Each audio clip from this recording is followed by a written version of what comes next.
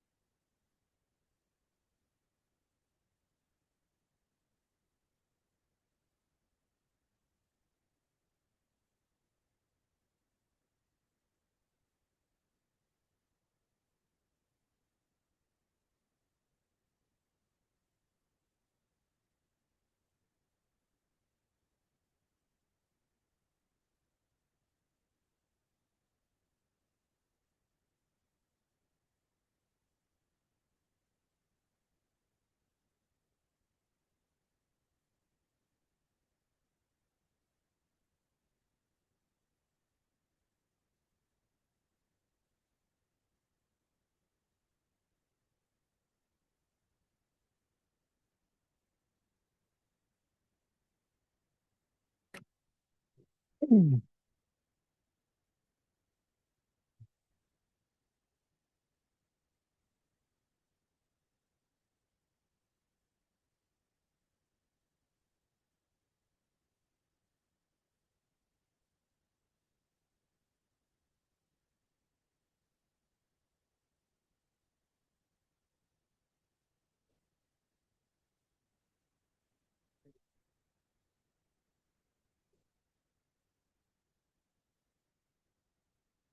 was I supposed to bring the secretary?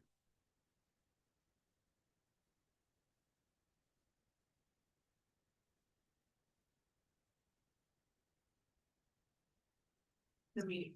Okay, great, thanks. Here it's 5:30 if you'd like to get started. Absolutely. Good afternoon, everybody. Right before we begin, I do see a couple new faces on the dais, and I would like to take the opportunity to have them introduce themselves to the board, and if they can briefly say their name and why they decide to join the NAB3. We'll start from all the way from over there. Yeah. Hi, I'm Corey. I've been in Ward 3 for 8 of the past 10 years and kind of wanted something more to fill up my time after work. And this seemed like a great opportunity. I'm really excited to be here. Fantastic. Thank you so much.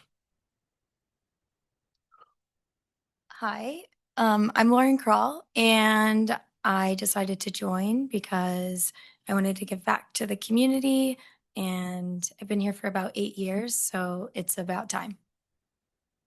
Fantastic. Thank you so much. Well, we know we have Ed, we have Sarah, we have Jurgen, and how about yourself? Hi, I'm Forrest, and I decided to join just help out the community. I was volunteering with some environmental stuff, and they recommended I throw my name into the hat. So here I am. Fantastic. Thank you so much.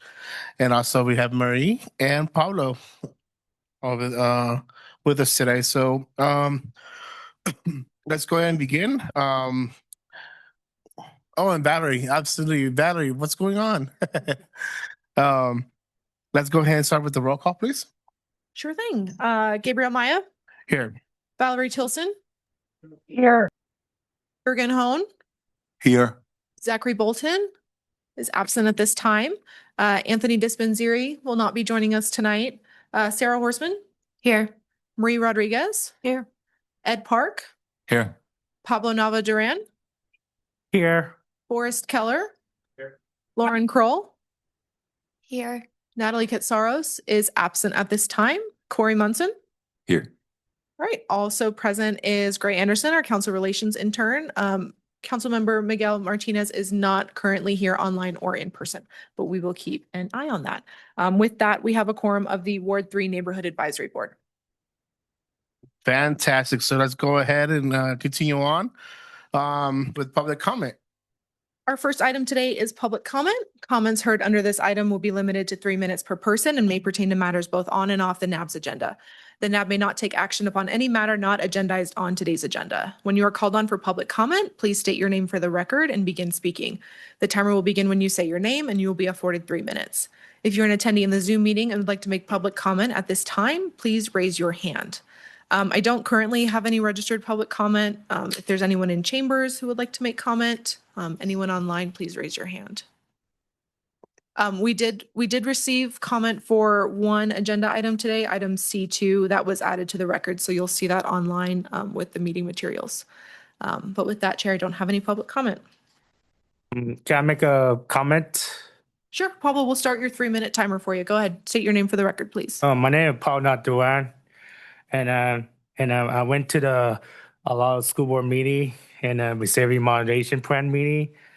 Talk about and give you updates of what's happening in Ward 3, especially in Central Reno area.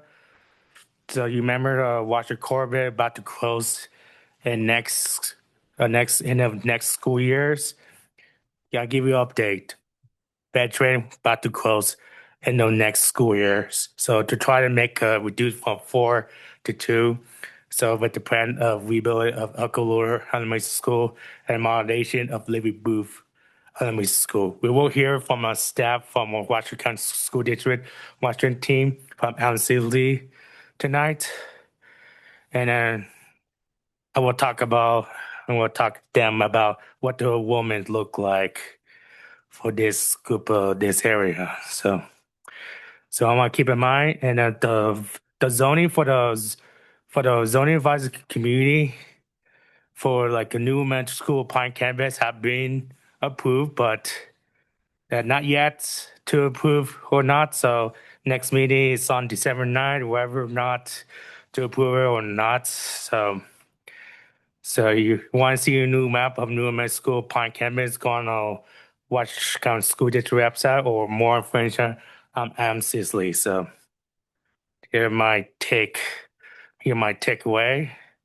I want to bring attention to the communication departments over there, like how to communicate with family, because most of the families are hardworking, working class families that have no time to go to the meeting. They take care of their children, their family priority. Most of them don't speak English. They do speak Spanish at home, so it's something like had to add on the concern for the moderation plan, especially the communication teams. Come on, move forwards. So here my takeaway. Thank you, Pablo. I have nothing else, Chair. Okay, let's go ahead and then move along to the approval of the agenda for December 2nd, 2025. Can I get a, I do have one change, Chair. Unfortunately, Washoe County School District can't be here tonight. They had some issues with just misunderstanding the timing of this meeting. So they are looking to come back. I don't have an exact date for when they'll be here, though. So item C2, we can open it to discuss if you'd like, but we don't have a presentation tonight from them. Paul, now doing for the record, let's have Gabriel to decide you want to construct on C2 or not. So it's up to you guys. That's just the one change to the agenda for tonight before you approve. okay, so with that in mind, so not having the presentation done tonight, can we still discuss it as a board? If you'd like to, you can still open the item and discuss what you'd like. We just won't have Washoe County School District staff here to answer your questions or anything like that. Okay, I would suggest we just keep the agenda as it is. If I can get the approval from the board to for the approval of the agenda of December 2nd, 2025. Chair, since all we know is that there's a modernization plan, but we don't have a presentation, I'm really not sure what we would discuss without the presentation on this item. Given points that were sent over email, so I think it's worth it to keep it on the record and or on the agenda and discuss it, even if it's short. Yeah, I think unfortunately, even though the official representative won't be here tonight, I do feel that there are things that we can bring up so we can get the ball rolling for when they do come. We have something prepared as a body, because there are a lot of topics that I do believe too that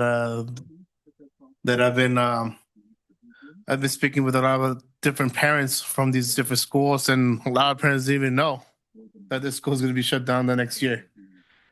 And I think that's very very unfortunate situation for these students, and more than anything, just the transparency. I don't feel has been there, so I think we can discuss a couple of things. I think I would like to keep the agenda as it is. Do we have persons here that Yeah, came to give public comment on this? By the way, since I'm the secretary, could you be so kind as to state your first name at least, because I've got a recording and I can't know this is Jorgen Hohen, by the way. As point of order, please state your first name at least, or first and last name. Thank you. Marie Rodriguez for the record.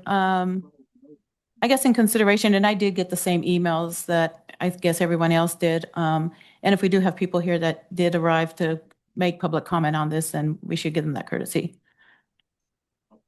We will have public comment during the item. Callie Shy for the record, if you would like to open it. Okay. Oh, not Duane for the record. I think we should have a good judge about the communication department for this family because most of the family who are affected by school closure or consolidation, they did not know about what's going on with the school, where the child going to school next year or a couple years ago. So, and last October, we saw some school board member, Christine Hall, told them that the communication is a problem. So, so most of them were Spanish speaking. They don't speak English or limited English. So we got to keep a good judge about the communication, how you communicate effectively, and how you get ahead.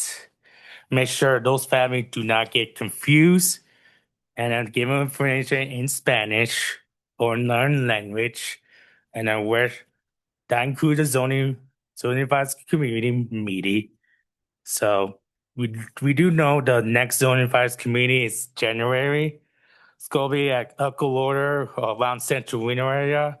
Those families will be affected. So we want to make sure we will get feedback from a Washington County School District Communication Department how to make communication more effective. Okay, so let's go ahead. We have Valerie Tilson online with her hand raised as well. Go ahead, Valerie. Thank you, Chair. This is Valerie Tilson for the record. Yeah, I didn't even know about this until I got the email from the Dories. So I really would like to have their input if they're here at the meeting. And I agree with the rest of the board that, let's hear what other comments there are and to open this up. So thank you. This is Sarah Horseman for the record, Chair. I don't know that I received any of the emails the rest of the group got. So I don't know what that's in reference to. Valerie did forward me a public comment she received. So that was uploaded just this afternoon, so you might not have seen it. But you can take a look at that later. And I think we have the that public commenter here to provide comment as well. Okay, so again, I would like to get the approval of the agenda for December 2nd, 2025. Maria Rodriguez for the record. I make a motion, we approve the agenda. Jorgen Hohen, second. All those in favor say aye. Aye. Anybody opposed? Motion moves. Okay, so let's go ahead and approve the minutes for the October 7th, 2025 meeting. And could we can I get approval from the board?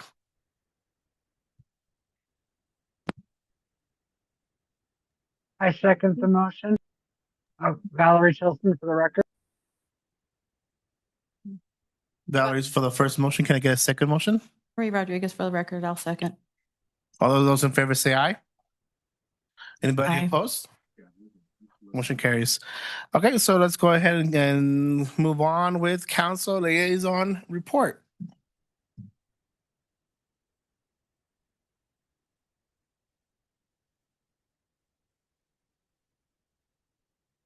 Hello, board members. Good evening. Thank you all for being here. Welcome to all of our new members. Thank you for applying and being part of the Ward 3 Neighborhood Advisory Board.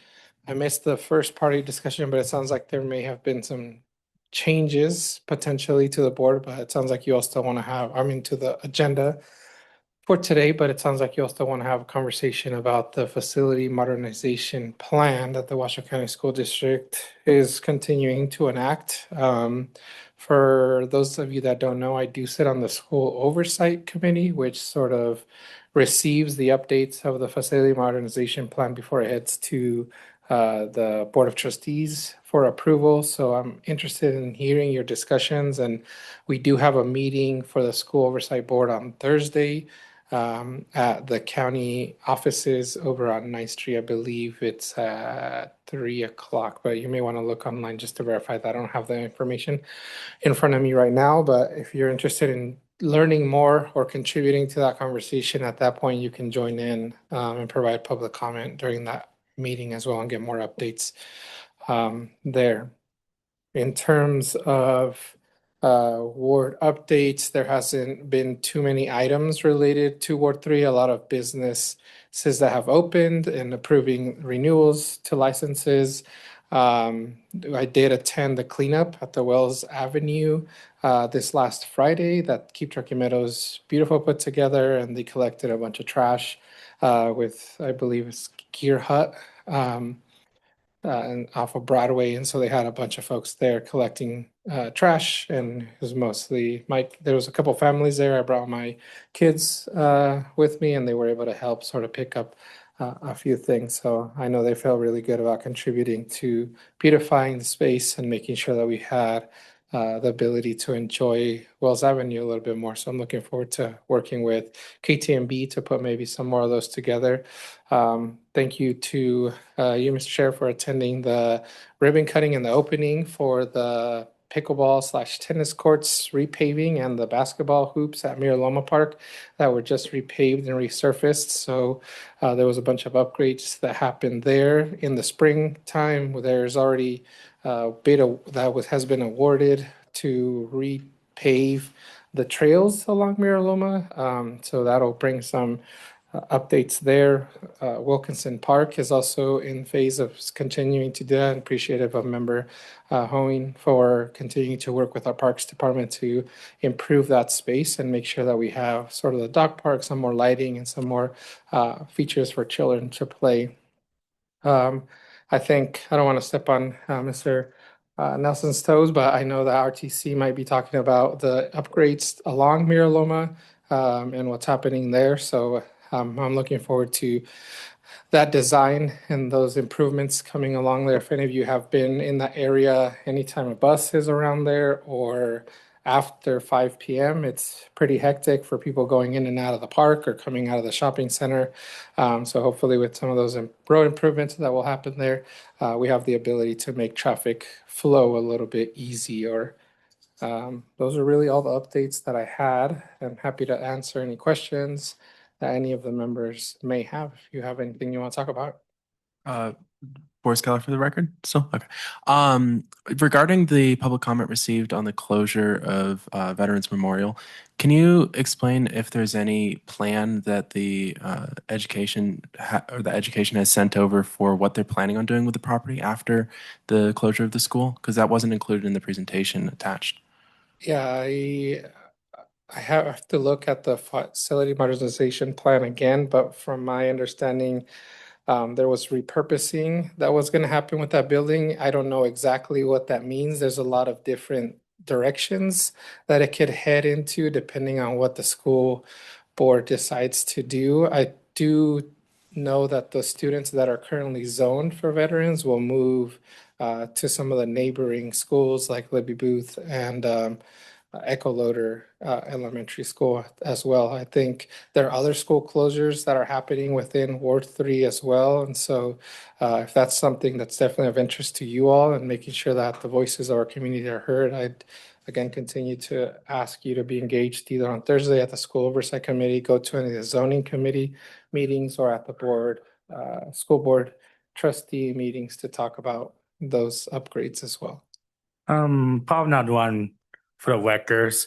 So I saw that on TV. I did not went to the zoning advice committee last meeting, but I watched it on live.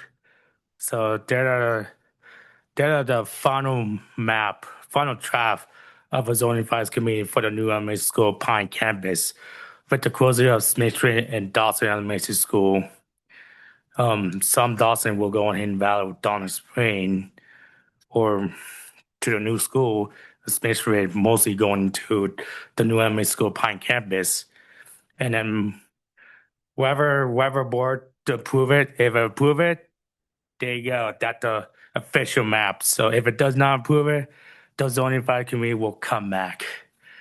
the map was sent back to the zoning advisory community. And then also for the central Reno area, like a Alcalor rebuild in the moderation of Levy Booth. Then we'll have a zoning advisory committee discussion in January.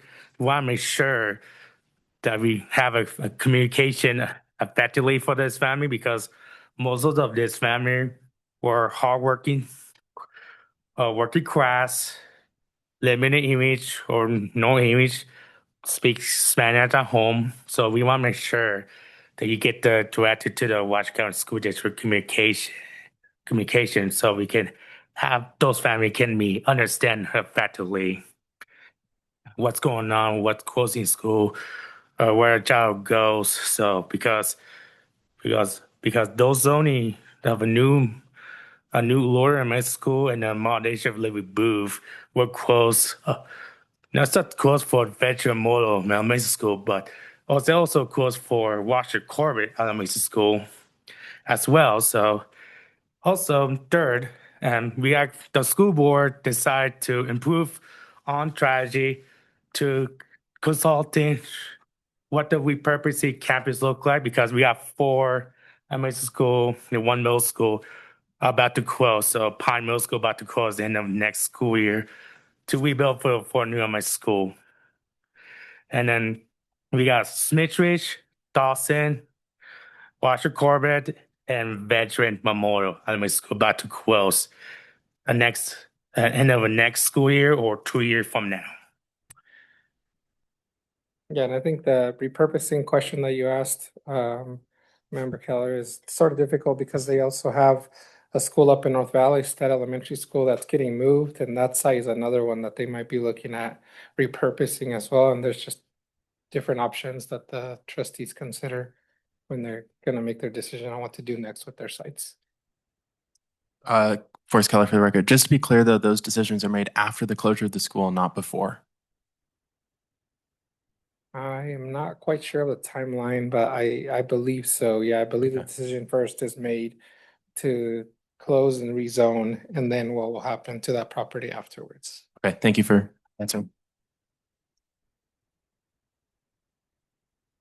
Any other questions for the council member? Thank you, Vice Mayor Thank you. Miguel Martinez. Thanks. All right, let's continue on with staff liaison report. Thank you, Chair.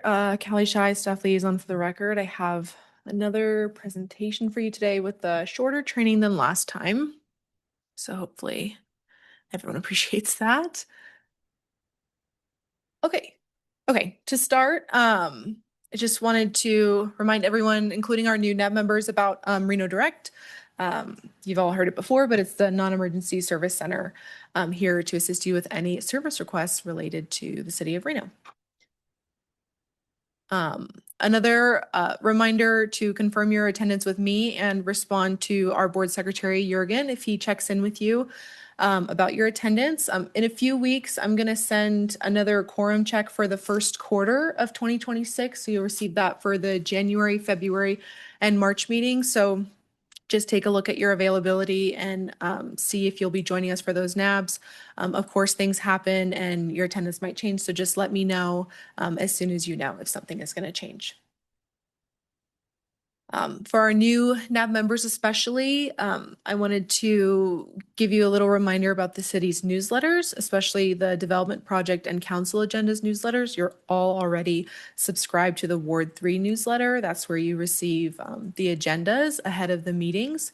But you can sign up for any newsletters you might be interested in that the city distributes. At our last meeting in October, we had a board member bring up the Reno Constituents Institute, or RCI. So applications for RCI are open. RCI is a 12-week program that provides constituents with the opportunity to learn more about the city of Reno and our operations. So if you or anyone you know is interested, you can visit Reno.Gov/RCI to learn more and apply for the program. The deadline is approaching fast. It is this Friday, December 5th. So if you're interested, take a look on there, share the link with anyone you think might be interested, and get your application in this Friday. All right, some board membership updates. For the third time, welcome to our new Ward 3 NAB members. We have Forrest, Lauren, Corey, and Natalie. She's not here today, but she's one of our alternate members. Welcome. Congratulations on your appointment. With these recent appointments, the Ward 3 NAB is now full, so there's no vacancies. And as far as I know, everyone's terms last for the next couple of months. With that in mind, you can take a look at your term dates on Reno.Gov/boards on the Ward 3 NAB page to take a look and see when your term is ending. And then if you're eligible and interested, you can always reapply on Reno.Gov/boards. I want to remind everyone that in January, at the January meeting, we'll have board officer elections again. I think we did elections in August when we reconvened, but with the new resolution, we will agendize elections every January of every year. So we'll start with the calendar year and we'll do elections on a yearly basis. And if anyone has any questions about serving as an officer and you want to throw your hat into the ring, just let me know. All right, tonight's development project is tentatively scheduled for the January 7th Planning Commission meeting. So just a reminder for feedback and public comment, you all have a project review worksheet in front of you. So there's a paper version and then there's an online version, which I'll make sure to distribute. I don't think I distributed it to our newer members today, but I also have a form version. If you prefer that format, I have a QR code and a bit.ly link here if you'd like to use that in the future. So the ideal timeline to get these project review worksheets in is within a week so that we can get it routed to planning and they can incorporate it into their staff report. We can be more flexible as things change. Sometimes projects come to the NAB really early, so we have a lot of time, but a week is generally a good time frame to have. Additionally, one board officer is required to provide public comment on behalf of the NAB at all future public hearings for each development project. So this public comment should summarize the community feedback and NAB member discussion. It's not a comment for this officer to provide their particular feelings on a project. It should just provide a summary of what was discussed at the NAB. Only one officer needs to provide it. So between the chair, the vice chair, and the secretary, you can just decide who would like to provide public comment. And you can submit that using any of the avenues outlined on this screen for either city council or planning commission. If you're not sure where to submit, you can always email it to me and I'll make sure it gets put in the right place. Okay, we're going to do a quick overview of NABs for our newer members and then take a look at our updated board, commission, and committee announcements and future agenda item section. So starting with a review, the resolution adopted by council provides that neighborhood advisory boards are to serve as ward-based forums for public comment and discussion on certain land development projects, as well as other community issues identified by the council liaison to the board. NABs are intended to strengthen communication between the city and the community by gathering neighborhood level feedback on development projects, development project impacts, and ensuring that public concerns are recorded. NAB members may ask questions and provide comments on development projects, but are advisory bodies only and do not take votes or recommend positions to planning commission or city council. So generally, the NAB meeting structure is as follows. We start with the introductory items, which we've almost completely run through with roll call, public comment, approval of the agenda and minutes, and then announcements from the council and staff liaison. So the section B is for development project review, which is usually the main bulk of the meeting, as this is the section where we'll hear presentations from applicants who are bringing forward development projects. Section C is for non-development business items. So today that's our RTC presentation. And then section D is for board member reports, announcements, and discussion of future agenda items. So if you've served on the board in the past, you know that these were two separate items, reports and announcements, and then future agenda items. We've combined them because a lot of times they were just being conflated and it didn't seem necessary to have both of them. So it's just a little redundant. So you'll see that they're just combined together now. After the D items, we always have a final period of closing public comment, which is section E, and then we end with section F, which is adjournment. So the agendas are posted 3 business days in advance and distributed via newsletter. They're also available on the public meeting portal at Reno.Gov/meetings. So what you're seeing here on the screen is the HTML agenda. When you go to Reno.Gov/meetings, this is what you'll see as the first link, the HTML agenda. So items marked with a paperclip means that there's an attachment. So if you're looking to review the meeting minutes, if you're looking to see if there's any public comment or presentations, that's where you'll find them. So you'll just click on the item. I've clicked on item B1 on the lower right-hand corner of the screen here. You can see there's a paperclip there and the applicant's materials have been added. So if you're looking to find something before or after the meeting, that's where you'll look. Okay, so this brings us to our main topic today, board member reports, announcements, and discussion of future agenda items. So like I said, if you've served previously, you know these were 2 separate items, but we've combined them. So I want to kind of go over some of the things that can and should be brought up by you as members during this item. So just to start, this item is for discussion only, which means the board can't take any action on anything brought under this item. It's also meant to inform future discussions. So as a board member, you should avoid starting any lengthy discussions under this item if we're not agendized to talk about it. Open meeting law requires us to make sure that the public is aware of what the board is going to discuss. So if we kind of start talking about a topic really deeply, I might interrupt the conversation and just say, let's save this for a future meeting when this item is agendized. So what sorts of things can you bring up during this item? Well, reports and announcements might include informing the board and members of the public about community events and other updates or the happenings of any other board that you might serve on. You should make sure that it's relevant to the NAB's work and scope. Within this item, board members can also suggest topics for business items to appear on future NAB agendas. So some examples of future agenda items could include presentations that help members provide feedback on development or updates from regional organizations or partners relevant to the work of the NAB. Like I mentioned at the start of the presentation, we're always working on ways to make city government more accessible and transparent, and I highly recommend submitting an application to participate in RCI if you're interested about the work of a specific department here. Lastly, please note that all agenda items proposed by staff or board members have to be approved by the council liaison to the NAB before we add them to an agenda. All right, next I want to just go a little deeper into how you can work with staff to bring your community's interest to the NAB.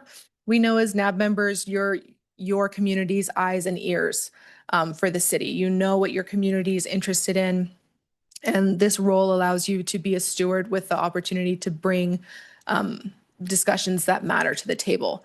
So one of the ways that I think you all can kind of bring the community here is by attending other city boards and commissions meetings. You don't have to attend in person.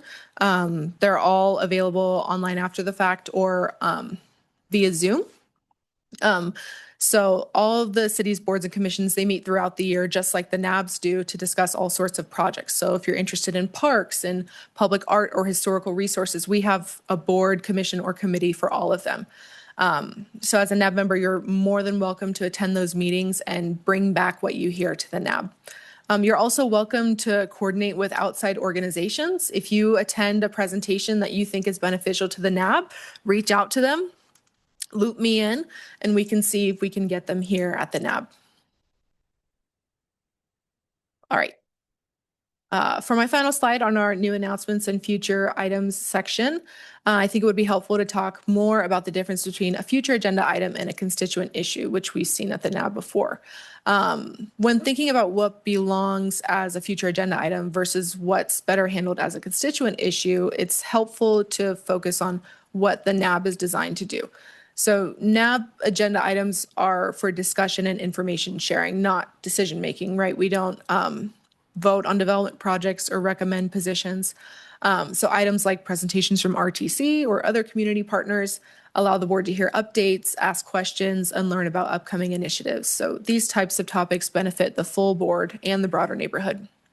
Constituent concerns, however, are often specific to an individual property, service request, case, or discussion and discussion at the NAB might not lead to a solution. So in these situations, residents will get faster and more effective support through Reno Direct or by working with the council relations staff who can connect them to the right city team. We definitely encourage neighbors to bring their concerns to the NAB so they get connected to staff and we can help guide them to the right place. The goal is just to ensure that residents receive the quickest and most effective assistance possible. So with that, I just wanted to leave you with some resources. You can always contact me for any NAB questions or help coordinating with our council relations liaison. For information on board and commission meetings, you can visit the city's calendar for all of the meeting dates laid out throughout the month or go straight to the meeting portal where you'll find all of those materials. And then you can always contact Reno Direct for any service requests. With that, that's the end of my report. Some upcoming meetings we have. Reno City Council tomorrow at 10 a.m. in Chambers. There's Planning Commission on Thursday at 6 p.m. here in Chambers. And then our next Ward 3 NAB meeting is Tuesday, January 6th at 5:30 p.m. Does anyone have any questions for me? Nothing? All right. Thank you very much for that report. I think there's a lot of good information in there, and I'm gonna definitely go back to it. There's a couple of things that I do want to bring up, but I'll be on a one-on-one case. So let's go ahead and move on with development project review with B1. We have our applicant online. Ryan, I've just given you permission to talk. You can unmute your mic and I'll get your materials shared. Awesome. Thank you so much.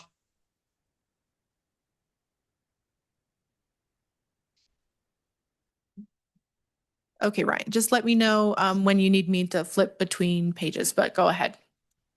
Perfect. Well, first of all, thank you guys all for being here tonight. Apologies I couldn't be there in person. Have winter season sickness with two boys under 3, so didn't want to share that one with the group. But to quickly walk through this project, so we are proposing a zoning change on a building over on Holcomb Street. You may recognize the building. It was the previous home of the Reno Employees Federal Credit Union. That was actually acquired or merged with Great Basin last August. Following that merger, the building fell into a little bit of disrepair, and Great Basin decided to try to get rid of it, just sell the asset, and that's where we saw an opportunity to really bring some more life into that building and bring some more life into the area. You wouldn't mind just hitting the next slide?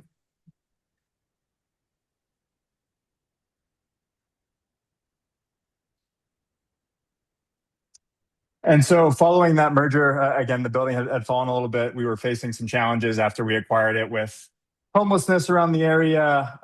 The roof was leaking. We had a beam broken, some asbestos. So we were able to stabilize the building, get it ready for renovations, and through that process, recognize the need for housing and bringing more multifamily housing into the area. So with the existing layout and current building almost set up perfectly for that, wanted to pursue changing the zoning to enable us to add multifamily units into that building, leveraging the space along a key public artery, as well as really just sprucing up the area a little bit.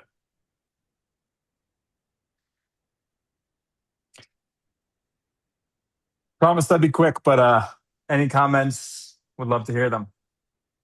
Well, I got a question about probably not doing for a record, sorry. I got a question about the project that turned into the former credit union into the housing unit. So we know we have a housing storage. So this is great. So and I think it's much easier to tear those buildings down and rebuild into 5 or 10 story building. I don't know what the maximum height for this new building, but I think the have a new building like a 5 or 10 story with the multi-family home apartment would be nice.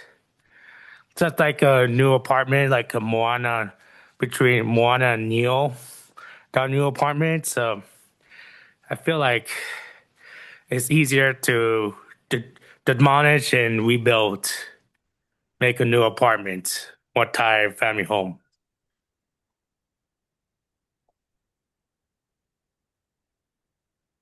Jorgen Hohen. So you plan to renovate and just upgrade the existing building? I'm familiar with that building. So it's a perfect reuse of an existing building. Redo the windows and the like. Is that the key thing here with additional parking? Question. Yep. So 2 comments. We actually did a lot of underwriting on what to do with the space. And essentially the cost analysis is taking the bones of the building are very strong. So to rip it all down would actually be detrimental to the building. Our plan is to, as you mentioned, completely renovate.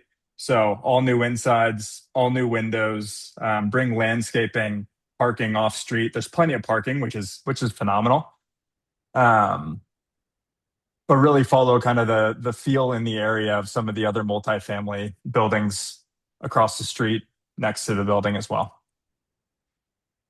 Yeah, Jorgen Hohen for the record. Yeah, thank you. I'm familiar with that corner and that building, and thank you for taking on this project. Oh, sorry. Go ahead. Forrest Kelly for the record. I just have a quick technical question on the need to remove the Wells Avenue overlay district. Can you speak to why you included that in the request? The request to remove the Wells Avenue overlay, I believe that comes with the zoning change to MDRD. And that is why I'm new on the board. Thank you. No problem at all. You caught me off guard there a little bit too. I had to go back through the the submission, but essentially the reason for the zoning change is to allow us to go to build 8 multifamily units. The current zoning of PO would allow for 4. So trying to maximize, quite frankly, larger units, but 8 of them instead of 4. Thank you. Mm-hmm. Marie Rodriguez for the record. How many living units do you expect to have on the property? And are they going to be like efficiency with kitchenettes, or they're going to have multiple bedrooms and full kitchens? What's the idea of the type of, are you looking at small families or individuals expected to live here? Great question. Actually, a mix of both. So the building itself is 5,000 square feet. So we're actually able to provide current plans, which we're finalizing now, are going to support 4 2-bedroom, 1-bath units and 4 1-bedroom, 1-bath units. And they are full units. So the 2 bedrooms are almost 700 square feet. The 1 bedrooms are almost 500 square feet. So larger units themselves with full kitchens, full bath, washer, dryer in unit. And obviously adhering to the accessibility requirements of 8 units. So the 4 will be accessible as well. Marie Rodriguez for the record. With that being said, it looks like you have, is it 10 parking spots? So will these parkings be assigned to where if they have multiple vehicles, they'll have to do on-street parking? Yeah, great question. So we actually have room for 10 on the property, including a handicap spot, which is required. We also have access to off-street parking that, should we decide to apply for or use as guest parking. So we're over our requirements for the units, but the plan is that every unit will have a designated spot, and then there will be a designated guest spot as well.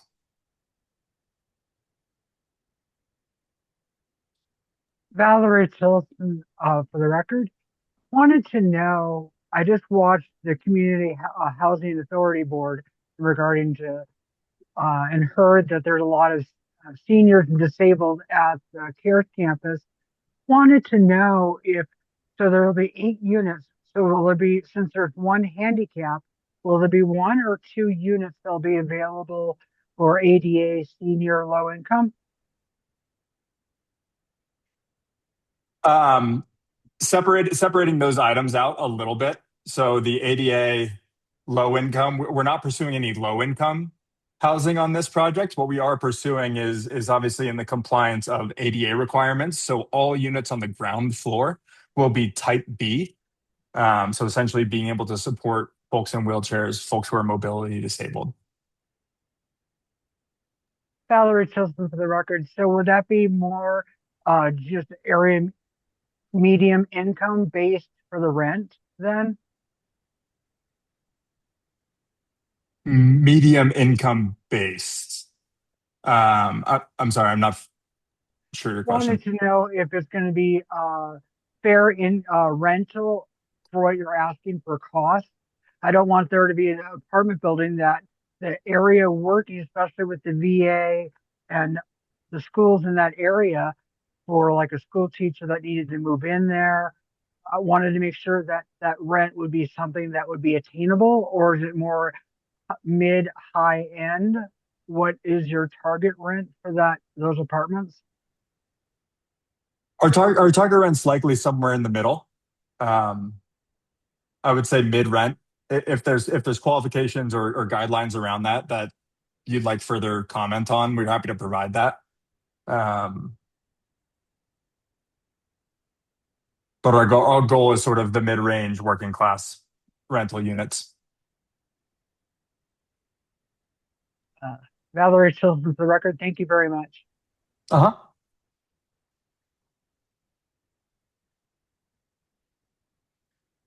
Any other questions from the board? Well, I got one more question for you. So I know if respected children live in that area, do you think the utility that include free Wi-Fi or any income, like this go be like income space apartments, etc., or any playground, any space for like a playground for small children? Our biggest change to the building and bringing it up to the modern code for 8 units is going to incorporate landscaping as well as bike racks. Unfortunately, there's not enough room to incorporate some of those larger development requirements, such as a playground. At this current point. All right, thank you. Jorgen Hohen, Pablo, please state your name before you for the record, since I'm the secretary. Pablo Navan Duran, thanks. Sorry. This is Ed Park, board member. Just making a comment that I really do appreciate anyone willing to build housing, especially in Reno and in this market. Recently, I don't want to go too off topic, but recently there was legislation proposed to ban large companies, corporations from buying single family homes and driving up prices. Unfortunately, it wasn't passed, but I just want to iterate that it's really important to focus on building more housing in this area.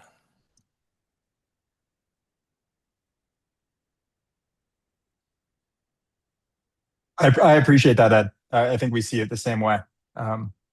Most of our developments are in the Wells area, whether it's renovating houses that have fallen a little bit into disrepair or taking on projects like this to bring more housing, more modernized housing to the area.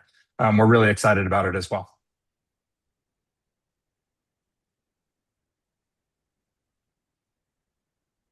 Lauren Kroll, can you be more specific about the price of the apartments? What do you mean by working class? What's that income range? I know that might change once you're building, but what's your actual goal? Well, we don't have specifics on the pricing themselves. A lot of that will be flushed out during the finishing, during the permit process as well. I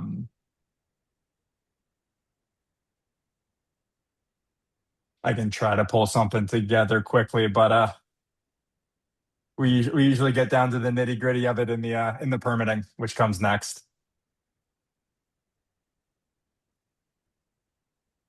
Lauren Crawl. So are you committed to keeping it in the price range of working class people? I'm just not sure how you could say that if you don't actually know right now. We are not committing to any price range today. Probably not doing for the workers. I think that design is great for people who want to walk, who want to live in Midtown area. So this is like closer to the Midtown area. I think can bring a job, and can afford to live in Midtown area. And they want to, so there are some people who want to walk rather than taking car less. So they have a reputation here. So I think it's great for walking.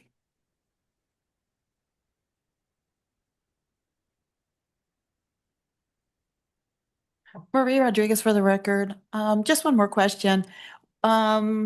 Should the rezoning be approved and you're able to move forward, what kind of timeline are you looking at, as far as how long the renovations will take and, they'll be ready for move-in? We're hoping to get going on the permit review process alongside the zoning. So hoping to submit those permit requests here within, hoping the month. We'll see when our architect gets back to us. But then hoping to get the construction underway early next year and having folks moving in April, May is our target as of now. Valerie Tilton for the record. I just wanted to see, hope that down the road with the permits, I know the city has been trying to cut down sewer costs and all that. I know I'm hedging a lot on affordable housing and how we have a great amount of luxury apartments. And I'm sorry to keep hammering on lower income, but I do, as a senior, really I'm focused on trying to at least see at least one unit minimally that could be possibly be considered down the road. And I understand your ROI, return of investment, that you want to make a profit. So I'm just commenting that I hope when it gets in that stage that there might, if there is any wiggle room, to give some consideration for lower income, to at least for one unit. Thank you.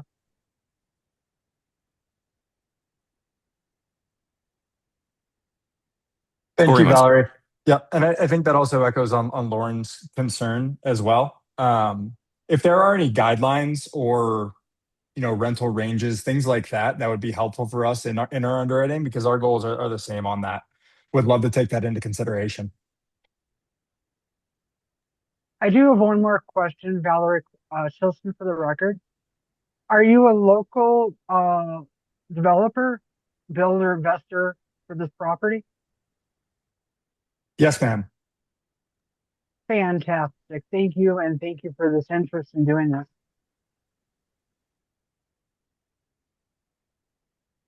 Corey Munson for the record. Sorry to interrupt earlier there. I just wanted to ask, if the overlay district isn't rezoned, taken off, would there still be a plan to do those 4 units? Or is it kind of 8 units or bust in this case? If that were the case, we would likely have to look into repurposing the building for, it seemed like office space was really the only way that we could make it work. The 4 units, unless to the council's recommendation, unless we made them ultra luxury, we wouldn't be able to complete the project. Thank you. Understood.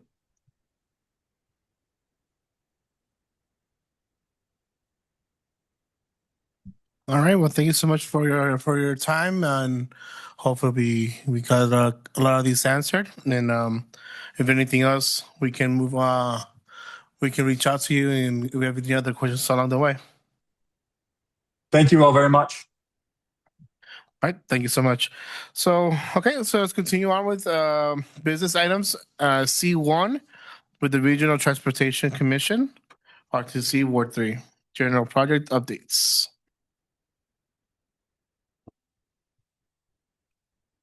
Good evening, everybody. It's always good to come here and fill you all in on some of the things that we're doing. We have a lot of projects going on, and we like to tell you what we're doing, especially in your neighborhoods. Also nice to see some friendly faces. Ed, former colleague of mine, I actually moved into your office, so it's in good hands. My name is Paul Nelson. I'm the Government Affairs Officer for RTC, and I'll give you an overview of the three main things that we do at RTC. So first is our public transportation. RTC Ride is the backbone of our transit system. It's the big 40-foot buses. During the last 12 months, we've had, you can see, nearly 6 million trips. 60% of those are work-related trips, so important for people to get to and from work. 37 straight months of ridership is our most updated number. We actually think we're at 39 right now. We got some new software, so we're still working on the numbers. So we're pretty confident we're actually at 39 straight months of ridership growth. So that's good news for us. We'd like to see people on our buses. We also have a 100% sustainable fleet. We have about a third of our fleet is all electric, and then we have mostly diesel electric hybrid. And then we recently got 8 hydrogen fuel cell buses, and we're going to be putting those into circulation here shortly.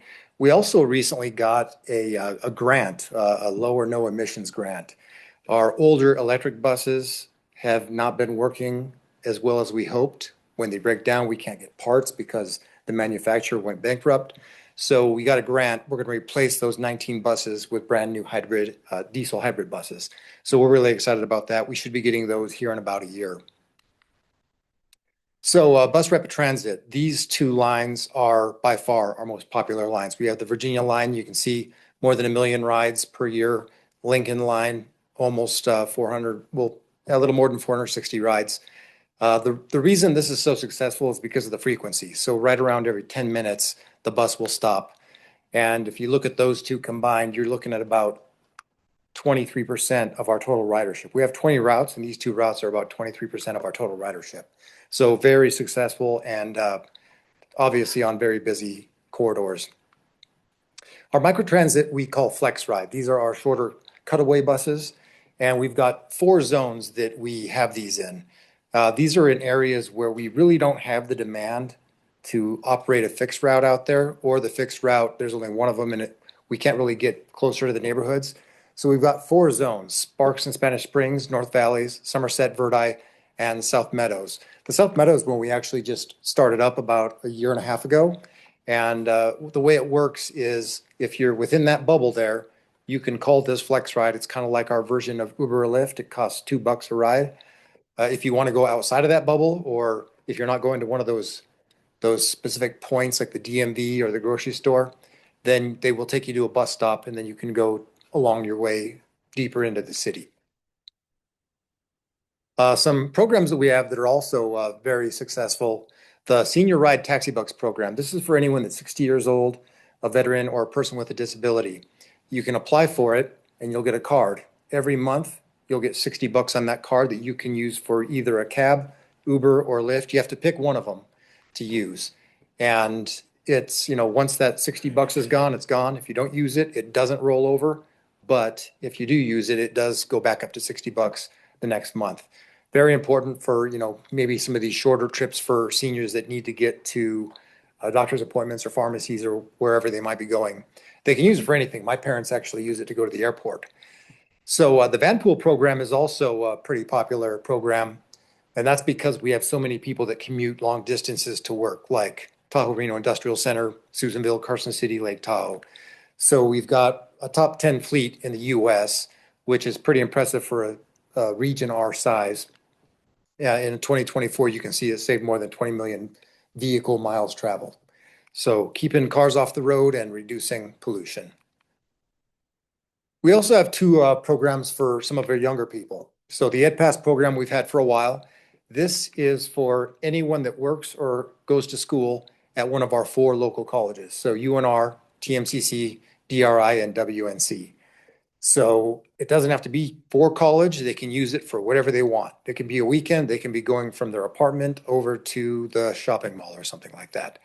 Youth Ride Free is something that we just started up this year. It's so far it's been very successful. We partnered with the Washoe County School District so that if you're a student there, you can sign up for the program. You can ride our services for free. And what we've learned is that the students that have signed up, the most popular reason why they're doing it is they're taking it to work. So a lot of kids have after-school jobs, summer jobs. What we also know is that the reason that we started this is the school district, they wanted to reduce the amount of tardiness and absenteeism. So that's one of the reasons that we partnered with them. But there's also extracurricular activities that they do, sports, band, choir, things like that. So it does open up opportunities for a lot of these students. And then the payoff in the future is if they're comfortable riding our bus system when they're young, maybe they'll continue to ride it once they get older. So planning is the second thing that we do. And you can see there's a lot of different programs and studies and plans, analyses that they do. I'll get into some of those. One of the main ones, actually probably the main one that we do in planning is the Regional Transportation Plan. It's required by the federal government that we update this every 4 years. We're actually 25 years out. It has to be a minimum of 20 years. This identifies the long-term transportation needs and plans. We talk to the community. We find out what their vision is of what they want to see in the future, and then we put it into this document. Every single road project that you see in Reno and Sparks and Washoe County starts in our long-term plan. And then once we get closer, it goes down to the 5-year plan, 2-year plan, and then we start construction at a year. This was just approved back in February, by the way. So we've got about 3 more years before we got to do it again. So one of the things we're working on right now is our neighborhood network plans. And this is very relevant to Ward 3 because number 9 right there in the center of town is the first plan that we did. So what we did is we broke the region up into 12 different neighborhoods, and there was a scoring system to find out what order we want to do them. So we're doing 2 plans every year where we study the neighborhoods to try to find out ways where we can make it better and safer for people to walk or bike in their neighborhoods. Really that 1 mile distance. So if you want to walk from your house to the park or to school or to the grocery store or ride your bike, you can do that. So whether that's traffic signal improvements, crosswalks, sidewalks, bike paths, things like that. So we're going and we're doing every single neighborhood in here. So the first ones we did were number 9, which Central Reno, and number 7, Central Sparks. We did the plans last year, and now we're in the implementation phase of that now. At the same time, we're working on our next 2 plans. So number 10 right there, which is Ward 3, we got Hidden Valley, Meadowood Mall area, and then also number 2 up there on the map, which is Sun Valley and Panther Valley. So once we get those plans done, we'll start implementing those in a year, and then we'll start planning the next 2. So about 6 years total for the planning to go through all these neighborhoods. But we think that overall, this is going to really make transportation a lot easier for those short trips for people that want to do it safely in their neighborhoods. Some of those treatments that we have, these are what we call quick builds. So that top left picture is just a bulb out, something you can paint there, put some flex posts on just to give that added protection to pedestrians. The center refuge is that second picture right there. So if you're walking across the street, you can stop in the median and it protects you from the vehicles as they pass by. You have a little makeshift roundabout right there where they got some trees to green up the area and to really calm the traffic down. Roundabouts force people to slow down, so it does make things safer for cyclists and pedestrians. Bike lanes, obviously, and then in some cities, they've taken streets and actually shut them down and turned them into kind of a community gathering center. So you can see they've got, little craft fairs. They got a big chessboard on the ground and things like that. There's a lot of different ways that we can improve bicycle safety. So you can see you got the bollards right there on the top left picture, little concrete curb that divides the bike path from the street, armadillos over there on the top right, which don't look like much, but cars don't want to hit them. It doesn't feel good when you do. And then you've got the concrete barriers down there on the left, bike parking, where they've kind of designated these areas for parking and put some planters there just to kind of green it up and beautify it a little bit. And then obviously the painted bike lanes. Engineering is one of the things that people might notice the most about what we do, because anytime you're traveling in the summertime, you're gonna have to dodge orange cones. So we do like to decorate the city with those orange cones. We did with our investments, just for fiscal year 25, our investments created 2,700 construction jobs. So the money that people are paying in fuel tax comes to us. We hire contractors. That money goes right back into the community through employment and through the investments that we're making to our roads. So one of the things that we do every year is our pavement preservation program, and there's 3 ways we do that: preventive maintenance, corrective maintenance, and rehabilitation. So preventive maintenance is the easy, cheap things we can do: crack seal, patching, and then slurry seal. So that's a picture of Sparks Boulevard before and after right there. Some of you might have seen this picture already, but you can see what a difference it makes. The reason behind this is to keep our good roads good. It's a lot less expensive if we pay to maintain the roads than to let them crumble and then pay 10 times as much to rehabilitate them. So corrective maintenance is the next one, where we take that top surface off and then we put new asphalt down. And then rehabilitation is where the roadway has come to the end of its useful life, but the materials in the road itself are actually still good. So we can recycle those materials, lay the road back down, and then you've got a good road for many, many more years to come. So here in Ward 3, some of the things that we're working on right now: any of you guys drive down Mill Street, you've probably seen the construction there. These pictures were taken a few months ago on the east side of I-580. That side of the road is actually complete. Now we are switching to, well, have already switched over to the west side, basically from Yori over to I-580. Some of the main things we're doing there is we are, you see those overhead lines, we're putting those underground. One of the biggest things that you'll notice is we are adding one more lane over there going east on Mill Street, where the Wiener Schnitzel used to be and all that. That designated lane will go right onto the ramp to go onto I-580 southbound. We're also putting in some medians to prevent unsafe left turns, so it'll be right-only lanes on Matley Lane and is it Golden? No, not Golden. There's a couple of spots where it'll only be a right turn only. We're also putting in some traffic signals at certain locations, and we're improving ADA accessibility, drainage, and as I mentioned, undergrounding the overhead utilities. One of the projects that we completed this year, this was a real quick job because it was 3 small streets at Meadowood Mall: Meadowood Mall Way, Meadowood Mall Circle, and Neil Road. You can see the before and after. You have the that bottom picture on the left, especially. You can see the alligatoring, and we rehabilitated the roadway, good to go, brand new. Some projects that we're going to be starting up here next year. One of them, we actually planned on starting this one in 2025, but we had to wait another year. There are 3 main things that we're doing on this one. So we're replacing what we call our mini BRT stations. I don't know why it says mine BRT stations, but it should say mini BRT stations. Apparently I got happy fingers or something. But that bottom left picture there, you can see a mini BRT station. We're going to replace that with a full-size BRT station, kind of like you see up there on that right-hand picture. We're also going to build bus-only lanes between Peckham and Plum. The nice thing about that is we're not going to reduce travel lanes to do that. And then finally, we're going to modify our original BRT station platforms. We're going to take that middle picture, we're going to take that platform, shave it down so that those ramps come down from the bus and people can get onto the bus in wheelchairs. It'll, reduce the tripping hazards that people have getting on and off the bus. So overall, this is a pretty important project for anyone that uses our transit system. The biggest little bike network. This is something kind of new that we're doing at RTC. So one thing that we know is that there aren't a lot of great places to ride your bike in the downtown area. So we have 4 corridors that we are going to put in different kinds of bicycle facilities. Could be bike lanes, cycle tracks, divided bike lanes. The 4 streets we've got northbound, we've got Vine Street, Virginia Street, and then Lake Street and Evans Avenue. And then it also goes all the way down to Sinclair Avenue. And then on going east to west, we've got 5th Street.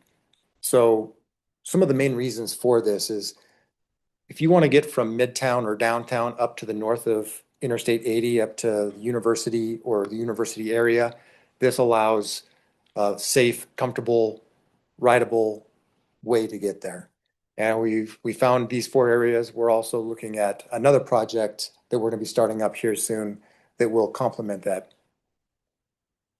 Pembroke Drive capacity and safety. So this road has gained a lot more traffic since Veterans Parkway went in. So this roadway will get widened from 2 lanes to 4 lanes. And we're also going to connect the multi-use path that you see on McCarran Boulevard and Veterans Parkway. We're going to connect it with a multi-use path alongside Pembroke. So looking at all the, the improvements we can do on the street, not just widening it for traffic, but also making it better for people that want to walk or ride their bike. Galletti Way, so 2nd Street to Kitsky. This is one of those weird streets where it's kind of like right there on the fringe of Reno and Sparks. So this is going to be a rehabilitation where they take those materials, recycle them, rebuild the roadway from 2nd Street up to Kitsky Lane. So right there next to the GSR up to where the old DMV used to be. Another one that we've got in 2027 is the Smith Ridge Drive rehabilitation. So this one, you can see the pavement's pretty shot, time to repair it, rebuild it. When we went in there and started looking at it, we found that there are a lot of improvements that need to be made on this roadway.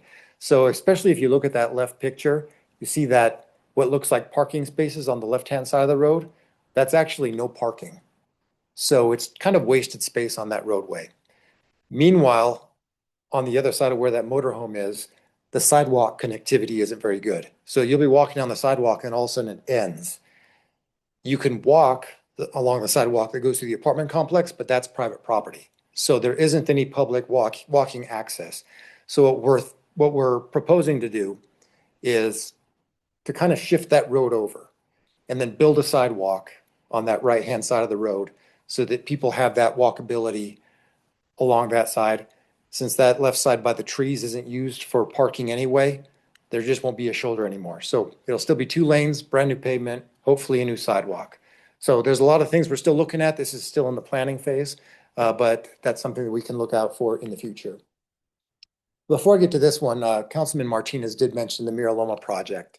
I don't have it in my presentation, but that is part of our traffic signal modification program, where it's about 10 intersections throughout Reno, Sparks, and Washoe County where we're making improvements, not just to the traffic signals, but also to the intersection as a whole.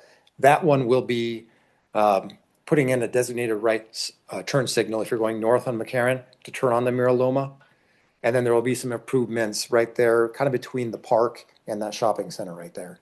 So I'm not really up to speed on that one, but I'll get more information next time I come here. Hopefully I can give you guys some more details on that McCarran Mira Loma project. Some current studies that we're doing. These are pretty big priorities for us because anybody that works out at the Tahoe Reno Industrial Center knows how chaotic Interstate 80 is during commuting hours. I have a friend who said it takes him about an hour and a half from Sparks, North Sparks, over to USA Parkway every single day. And that isn't even when there's a crash or a snowstorm. When there's a crash or a snowstorm, it's 3 or 4 hours. So a couple things that we're doing, we just completed an alignment and feasibility study to build a new road between USA Parkway and Spanish Springs. That roadway, the way the feasibility study came out with the best alternatives either being La Posada or Vista Boulevard over there by Golden Eagle. We should have our final draft of that sometime this week. And then for the people that live out there in Spanish Springs, we're gonna have a public meeting for them to let them know what our study has shown. The main reason for that, if you can take 5,000 to 10,000 cars off of Interstate 80, that's going to clean up some of that congestion that we're already seeing right there. And it's only going to get worse as more businesses move out there. Another thing that we're looking at right now is a commuter rail feasibility study. This one, we would have a stop in Reno, Sparks, and the Tahoe Reno Industrial Center. It would be on existing Union Pacific rail lines, so we have to work with them to see if we can make this happen. We would also have to build a parallel line in certain areas because if we're adding commuter rail and there's freight coming through, there needs to be some additional capacity there. There could also be a stop that goes all the way up to Tesla Panasonic. And then from there, people would have to find their, each business would have to have like a shuttle or some way to get them to their jobs from there. One of the nice things about this is if we do get a rail line that goes up to the Tesla Panasonic building, that would allow freight also to come out of that building. That would take semi trucks off of the freeway as well. So right now we're thinking if we go through with having commuter rail at the beginning, maybe 4,000 passengers per day. So that's another 4,000 potential cars that aren't on Interstate 80. In addition to that, NDOT did receive a grant to widen Interstate 80 between Vista and USA Parkway. We are hoping we can build a new road before that construction happens, because imagine, as bad as it is right now, trying to navigate to Interstate 80 with that traffic during construction. So there's a lot of things we're looking at, but we understand the need, so that's why we're moving forward with some of these studies. When it comes to our revenue, if you look at the overwhelming majority of, I shouldn't say majority, but the biggest chunk of our funding comes from local fuel taxes. The next we get from federal funding. Some of that is formula funding, where it comes to the state and directly to us, and we get this set amount every year. Also discretionary grants that we apply for. I already mentioned the Low-No grant that we got to buy those new buses. So we have a lot of different areas, but fuel tax, federal funding are the most. We also get some sales tax, a little bit from NDOT. The RIF, I'll point that out, that's the Regional Road Impact Fee. So anytime a developer comes in and builds a unit, they pay a fee, which is right around $5,000. And then that money goes into a bucket, and then we make capacity improvements in an area that needs it because of the growth in population because of these developments. So some of the projects that we've done recently are the Steamboat Parkway project and the Sky Vista project out in the North Valleys. Those were paid with RIF funds, so we didn't have to use any taxpayer money to build those roads or to improve those roads. If you look at our expenses, the capacity improvement projects, that's our biggest one. So Mill Street is an example right there that we're working on. We also have, you can see the ride operating costs. So operating our bus system, we've got our paratransit, our capital for ride, and then the paratransit capital. We also have the pavement preservation and the multimodal projects that we're doing. So things like the Biggest Little Bike Network, that's multimodal. Multimodal is basically every kind of transportation. And then debt service. We do have a little bit of debt. I believe that's from when we built Veterans Parkway. So we've got some that we're paying on that every single year. And let's see, MPO operating, well, 5.2 million. That pays our staffs and things like that. So one thing that I'll show you is just a comparison. So everybody hates paying fuel taxes, especially when gas prices are high. But when you look at what RTC receives annually, it comes out to about $195 per vehicle. And you compare that to sewer, water, power, property tax, auto insurance, it kind of just puts it in perspective, kind of what we're paying to keep our roads good and to build new roads and build capacity. And with that, I'll take any questions. Oh, I got a question. Probably not doing for the records. So got a question. So I like the idea for like a Smith Street Drive of a pedestrian walking, because when I was little, my mom and I take me to the Jack in the Box every Saturday. So the problem is we don't have no pedestrian sidewalk, but I have to go through a private section of a Smith Street of Town Hall sidewalk. The only sidewalk that I ever had in Smith Street Drive. Added to those sidewalk for the public. I think this is a great asset for this community. Yeah, and Paul Nelson for the record. Do I need to say that every time? Okay. One thing also is that when we do these projects, we also need to bring these facilities up to ADA compliance. If they're already there, we just maintain it. I don't think that this roadway is up to ADA standards. That doesn't mean you have to fix it right away, but when you do go in and make repairs like we're going to do, that's when you have to make the changes. So that would go along with that, having the sidewalk and the ADA, that kind of goes hand in hand. Where's Keller? Sorry. Wait. Oh, wait, that was just me. Forrest Keller for the record. I had a question on your plans with Sun Valley. That's a concern of mine. I've been up there a few times, and it's probably the most severely underdeveloped in terms of road infrastructure. There's dirt roads, gravel roads where there really should be paved roads where there's tons of people living. Can you speak to the amount of funding that you're putting towards improving the roads out there and what the overall vision is for connectivity in that region? So the biggest one that we're working on right now, which is one of our federal priorities, it's really one of our top, I would say top 4 or 5 priorities, is basically overhauling Sun Valley Boulevard between Scottsdale Road all the way up to 7th Avenue. And the problem with that is it's one of the most expensive projects too. And that's because it's kind of gone neglected for so long. It doesn't have existing infrastructure. The biggest expense of that, about half of right around now, it's about $85 million for that stretch. About half of that is because of drainage improvements.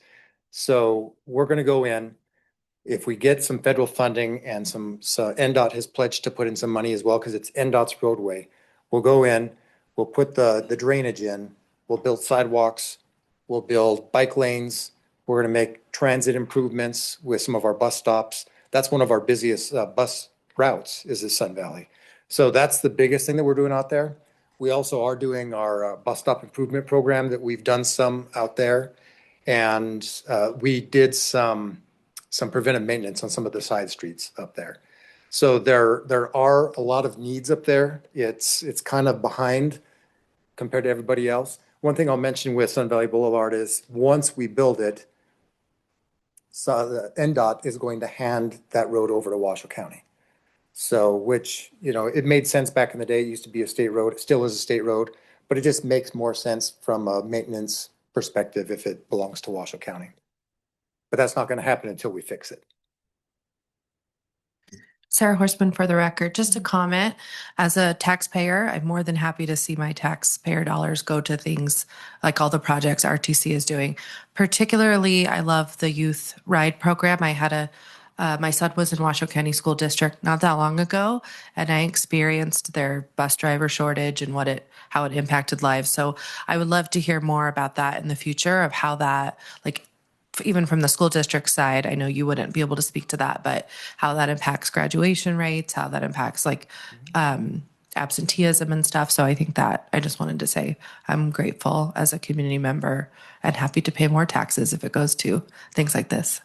One thing I'll point out about that youth ride free is during the summertime. So we launched this back in May or June. And by the end of the summer, about 400 students had signed up for it. The week after school started, it was up over 1,000.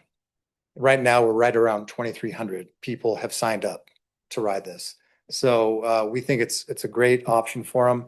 What we've learned too is like some of the schools that use it the most. I think number 1 is Wooster High School. Number 2 is Hug, and number 3 is Sparks High School. So we're seeing where most of the riders are coming from, and like I mentioned, most of them are using it to go to after school jobs.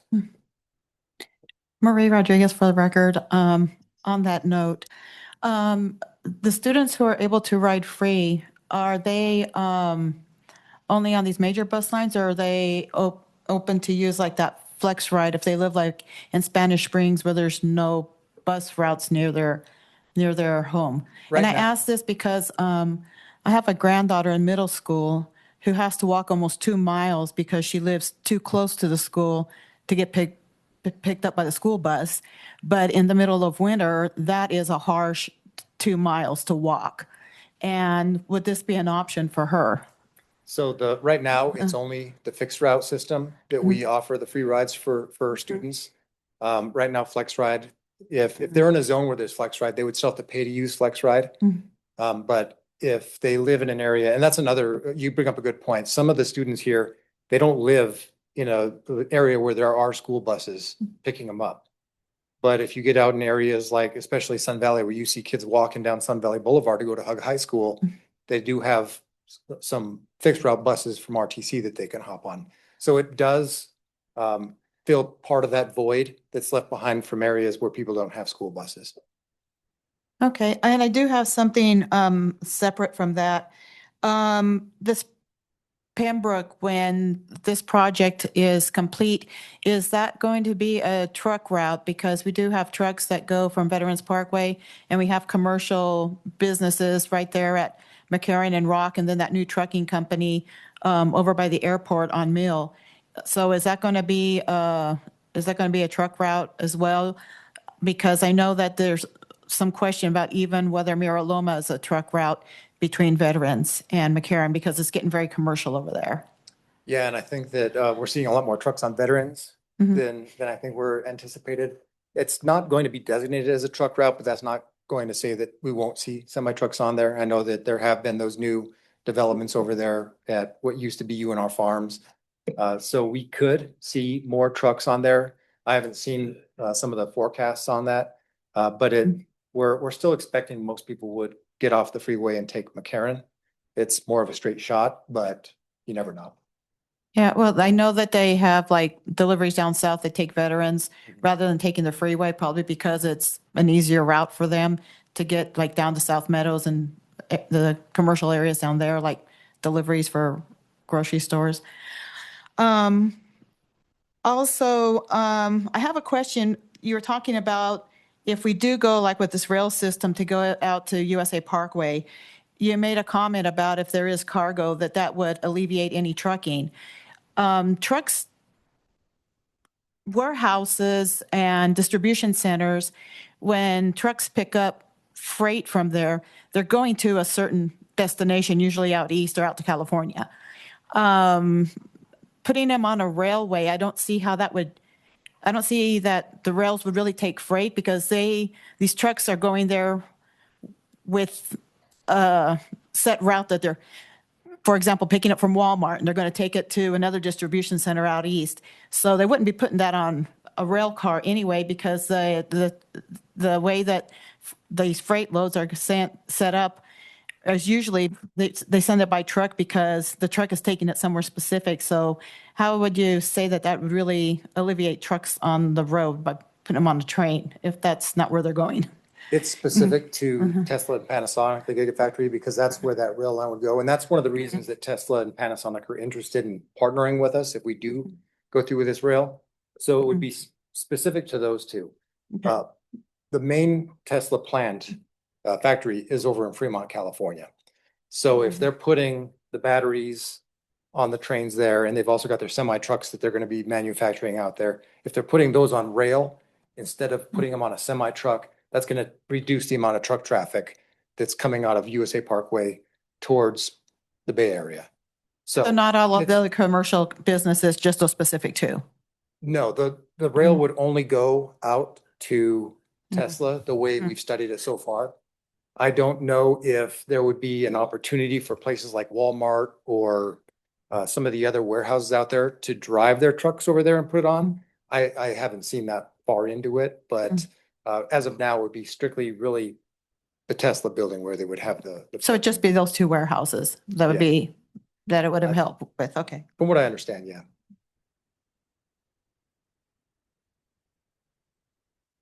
Valerie?